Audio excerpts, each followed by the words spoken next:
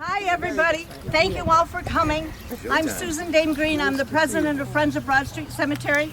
This very tall young man behind me is Kenneth Glover. He's our vice president. He located a map that shows 104 veterans buried here that we didn't know about. They're not all in marked graves. And with the help of Kim Emmerling, this is Kim over here, and Betty, who did a lot of the work. I didn't do nothing. Kenneth, right? No. You helped greatly. Yeah. We were able to get flags, and then Kenneth did a bio for the ones that he could find. We're going to be redoing this in the summer for more people, and again on Veterans Day, because it's such a big deal. So if you'd like to be a member, it's free. All you have to do is give me your email and your name, and anytime you want off the list, you just email me back, say, take me off the list, okay? We're trying to get the city to take an interest in the cemetery and do more restoration. I'm going to turn it over to Kenneth. He's got some really exciting news to talk about. Well, good afternoon. Thank you, Julie. I pay her to come to anything I do, so she starts everyone clapping. So I want to start that I'm a member of the Friends of Broad Street Cemetery, and we and many other people in the community care greatly about this green space. Can you all hear me? Yes. Okay. So, as you know, the graveyard, I suppose the first burial is 1655, and I won't go into all that which you already know. So, a few years ago, I very luckily became friends with a gravestone restorer named Rachel Meyer, and we would talk about this graveyard and others and things that I thought was interesting. And I said to her at one point, this discussion came up of a works project administration map of Broad Street, and neither of us knew where it was. And I said, if you ever find that map, make sure I have a copy. I'd like to have a copy. So over the I think maybe just prior to the winter, she was doing some restoration work at Harmony Grove, and on a visit to the site, they brought her down into the room where they store the maps. And they had the Works Project Administration map for map number 15739 for Broad Street Cemetery, specifically for veteran burials. And these are veterans for the Revolution, the Civil War, the Spanish War, and the Mexican War. And I know we cited 104.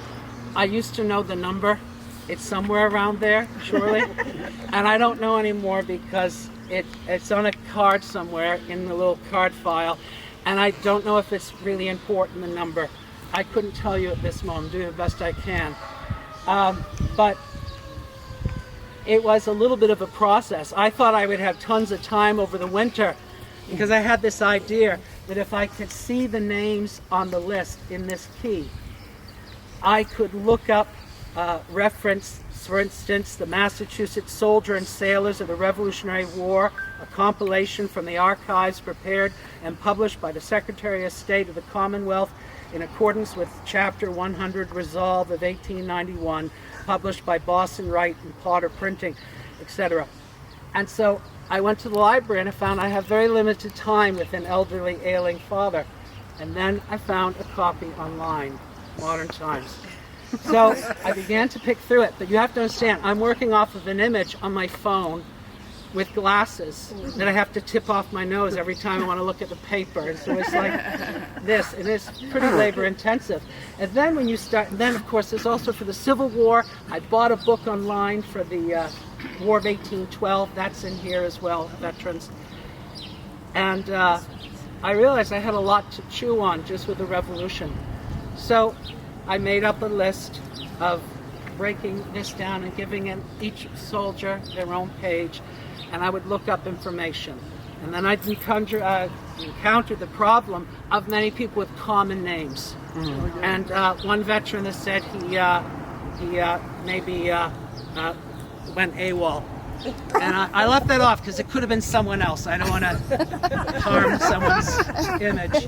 There's a lot of, but there's some names that are really quite particular, especially references to Salem. So I put down a lot of information in these pages I collected, but I highlighted what I thought I could trust. So with it, then of course, we met with Kim Emmerling and Betty for the Veterans Affairs of Salem, and Kim said, I think we can get a copy for the city. So he used his probably usual finesse you know about, and went to Harmony Grove and got a complete sort of photographic record of the book, and is in the process of creating a book for Salem, the city, that once had a WPA book, but they did not care for it as well as Harmony Grove. So now we once again have the information. Then came the process that they helped me out at the veterans, Kim and Betty, and another woman who at the senior center, community center, the woman laminated all of these things that Betty had typed up, I'm sure. And I now had sheets of paper you see around attached to a flag, and then I brought a friend from Stuart, Florida, who punched holes in the laminated paper yesterday, and I laid down as many as I could, and found that it was a very hard process because you're trying to like hold the map in the right way, the phone, and it's backwards, and I'm like, why does it not make sense? But we figured it out, and I was back here at 5 o'clock this morning doing the greater share of them, and then it began to rain on me and the map. So I was again working off the phone. And but I want to share with you something. So we have a map prepared by the WPA that is blown up here. Here's the key of all the soldiers from these different wars that I have mentioned that are buried here. Now, I'll take an example. One that's easy. Number 49. So on this map, these are only veteran graves. There's a 49 in one of these little boxes. And it says that, okay, little hash marks, he's from the Civil War like the person above him. And he's in the Morgan tomb in section D1. And that was fairly easy to find once I understood where the Pierce tomb was. There was times yesterday and this morning where I put a flag down to be fairly certain, and a few minutes later find a very obvious grave that's clear and easy to read. And then I'm looking at this direction, says, oh, I'm slightly off, so I have to remove the other flag and replace it. And then after a while it gets easier and easier. So yesterday I had this sort of explosive amount of excitement I didn't expect, because I was here placing flags, and I was saying to Jackie, I'm going to go home afterwards and write my remarks for tomorrow. I'm going to talk about Winter Hill that some of these soldiers fought at in the Revolution. And Susan said, why don't you save that for another talk last week? Sometime this summer we'll do that. Yeah. So this is what happened yesterday. I was up there by the large Pickering tomb, and it says that Timothy and Rebecca Pickering are buried beneath this monument. And I knew that I needed to trace down, because I needed to find a stone that belonged to, I believe, a Captain Foster. I can show anyone afterwards. And I'm tracing it down, I'm using the graph, and I had this cognitive dissonance, because I know that Timothy Pickering is buried in the Pickering tomb, and nothing I could see in the map is going to tell me otherwise. I'm standing down there and I stick two flags in no man's land, right where they should be if they're lining up with the corner of the tomb. And I think I've done a great job. And I'm walking a few minutes later and I see this stone. I said, why does that name look familiar? Because I've been looking at it for 20 minutes, walking around in the grass trying to figure out where to put it. And then I thought, well, if that stone's there, the other stone is nearby. And I did the little steps and went, oh my goodness, this is wrong. Because this is supposed to be below the Pickering tomb, these two soldiers. And so I just come up and I'm looking at the map. And I says, Jackie, I have a hunch that the Eliza tomb up in the hill with the cones next to it is where Timothy Pickering is buried. And I had not really read the map yet. It was just a hunch. And so she handed me Timothy Pickering's card for a flag. So I'm just working on this right now. And so I said, well, no, I might be wrong. So I went about a little bit more. And then I'm looking for the Neil lot, which is represented by the 9-foot or so obelisk up there of granite. And then I look at it and the cognizant, whatever, you know that. The whole idea wipes away. And I'm looking at it, says, well, sort of diagonal is a tomb that says Timothy Pickering. Oh my goodness, there's that dilapidated tomb that 2 months ago Patty Kelleher says, does anyone in Friends of Broad Street know who is buried there? No, we didn't know. There's no marking on it. Now, I'm not making any claim here. I'm simply telling you what the Work Project Administration did. They researched it, they got approved, they printed it, they sent it to the city accepted the information, and then lost the book. And I also want you to know that I feel that the WPA, those workers, were careful, because down here in the key are a number of men, and for location of tomb it says cannot locate tomb. Cannot locate, cannot locate. So they are on the side of cannot locate. There's also another thing. If you look down in the map, you'll see things, for instance, a number, 27R. And it made me think of what Rachel Meyer told me while she was repairing a tomb. Sometimes the coffins are in the rear, sometimes they're in the front, there's one on the left and the right. They're given a position in some instances of where the coffin is. So they may have entered some of the tombs back then. They may have had access. That might not be unusual. I don't know that specifically. And I don't know all the resources they were using. But here's the thing. When this was produced, you know, WPA, that dates us a little bit. They are putting down where the veterans are buried.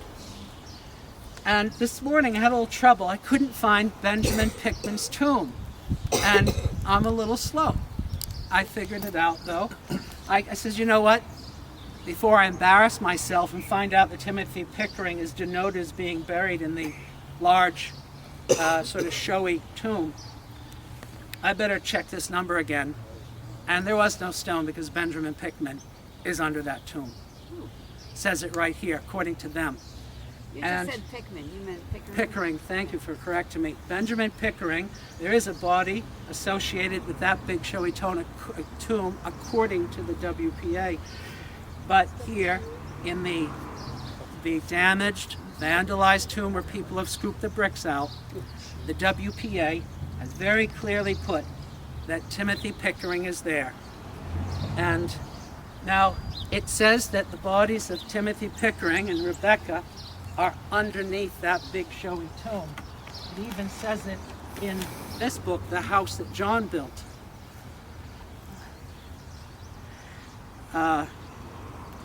Of course, I probably should have highlighted, but I hate to write in books. It's on page 211 if you have this at home. So, I don't know what to tell you, but I think it is my hypothesis is that the WPA knew what they were doing.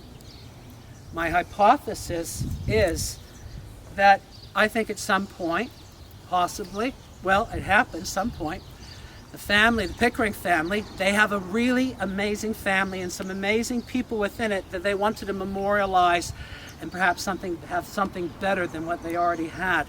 So they built this great thing with a slab of granite in the top with lovely words said about a great man and a great woman. And I don't think that's the monument you want to say, and Timothy Pickering is buried 20 feet over there. Maybe you don't want to do that. So wasn't there and I don't know all that happened. But I think it is I would like to believe the WPA would have known when they made this map if Timothy Pickering had been shifted to this other place. But I can tell you, according to them, they say Benjamin Pickering is here, Timothy Pickering is there. Which brings us to one more thing. The city would like to get a CPA funds, Community Preservation Act, to repair that tomb, but asked us if we knew who was in it, perhaps to make it a little bit more easy to do or to get the funding. We didn't know, but I think we can say to be fairly certain there is someone buried beneath it, and they're probably a Pickering. And so I leave you with that. And so I would like for this to be true. I also would like for the other thing to be true. I want Timothy Pickering to be one place or the other. I want him to be here. But I think it warrants further investigation. Perhaps there's information in Phillips' library about when that structure was built, the showier, fancier structure. I'm sure the information is out there. I don't have it, and maybe we can get it. So I have a few left that I didn't get to with the rain this morning and yesterday. But if anyone has any questions, I know it's a fairly modest talk, but all ideas of talking about Winter Hill or privateering ships went out the window when I saw that yesterday. Go around and see all the flags. Every single flag represents a grave, and there's little bios on the flags. They'll be up for today. They'll be up for a couple days. We'll put them up again this summer when we do it. We'll put them up again in Veterans Day. And we couldn't have done this without Kim, Emberly, and Betty. So thank you guys. Thank you.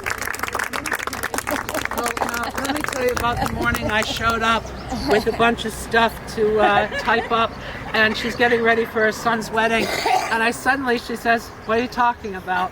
And I just got really small, and I'm like, "I got these days, and what have you got time to type them up?" Because I just can't.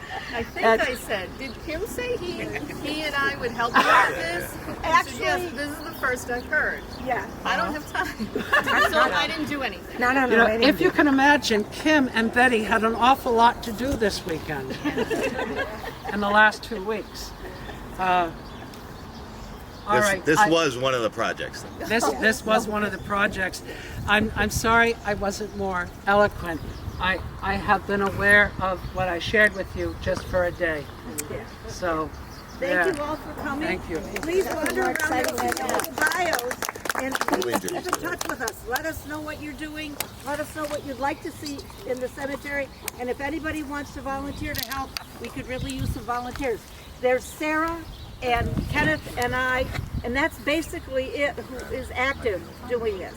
So any volunteers, hooray! So the cemetery was started in 1655. Charter Street is older, but this is the second cemetery. We're getting tons of visitors now from spring through November coming to visit Salem, and they come to this cemetery because it's more accessible than Broad Street. Because you can get in and out. You see there's no gate. It's more accessible than Charter Street. It really is. And we started the group about 8 years ago. We're trying to get the city to recognize that this is a beautiful cemetery. They've been doing, if we politely put it as benign neglect, that would be what it is. However, we want them to do something to shore it up, to make it restored and restore it to what it could be. Especially for all the visitors coming to see it. And so aside that this is one of the oldest cemeteries in the state and the country, what other connections does it have that's so important? It has, well, as you were seeing this morning, there's 104 veterans buried here, 70 Revolutionary War veterans, which is amazing because very few people know that there are that many Revolutionary War veterans. Until Kenneth found this map, we thought there were 5. And there's actually 70, and he's put sites at each grave site so you can see them. And there's not only a lot of veterans buried here, but a lot of very famous people. The tomb over there that looks like a table with a whole bunch of nice pillars underneath it, that man was active in the Tea Party. We just had the Boston Tea Party come up here last year, and they did a big ceremony to salute the people who are buried here who were in the Boston Tea Party. So an enormous amount of history is here. And Sarah Tennant is buried here. She was part of Leslie's Retreat, which is the first battle of the Revolutionary War. No shots were fired, so it isn't recorded as a battle, but Sarah Tennant is buried here. And she was one of the first women really involved in the Revolutionary War. We just did a memorial lecture, the annual Sarah Tennant Memorial Lecture, the first one, in conjunction with First Church. to recognize the women who were part of the Revolutionary War. All right. And so, how can people get involved and help? They can get involved. All they need to do is, my email is long but simple. susanfriendsofbroadstcemetary, all one word, @gmail.com. If they email me or if they call me, my phone number is 978-578-9222. Or they can email us, Friends of Broad Street Cemetery, at P.O. Box 3022, Salem, Mass. We would love to have them get involved. We could always use help. There's all sorts of digitizing that we need done. We need a website. We need all sorts of other help with the cemetery. So there's lots that could be done if they're interested, and we would love to have more volunteers. All right. And do you have a message for future generations? It's do I have a message for future generations? Okay. It's important to remember what came before us. It's important to see what happened before us so we learn from Mayor, it. thank you for taking a second. How are you doing today? Very good, thanks. Welcome to the archive. So, how do you feel about Kenneth's talk today? I thought it was really fascinating, and I'm so grateful that he put all this work and effort into doing this research and helping to tell these stories. It's especially appropriate on Memorial Day weekend that we're celebrating the contributions of the veterans who are buried here at Broad Street. Yeah. Do you think this is an important thing for Salem to be focusing on with its history? Yeah, absolutely. I mean, Salem is certainly known for our history and all elements of it, and this is a critical part of it. Our service to the nation as a city throughout times of conflict and times of great need, and the people who are buried and recognized as a result of this are part of that story, part of our city's important legacy. Well, is there anything you'd like to say to future generations? I think hold on to your records and take care of them, digitize things if you can. It's important to have a recording of history like this, and I think the legwork that was necessary to solve some of these mysteries would have been made a lot easier if we'd retained records decades and centuries ago, and making the investments in protecting the historic treasures that are part of what makes the fabric of Salem so special. Thank you, Mr. Mayor.